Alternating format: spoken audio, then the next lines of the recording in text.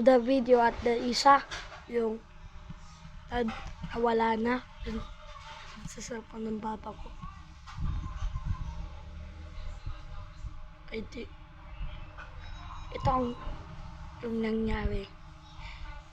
May nuwa akong laptop, tapos account ni papa nilagay dyan.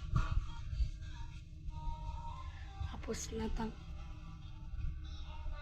natanggal yung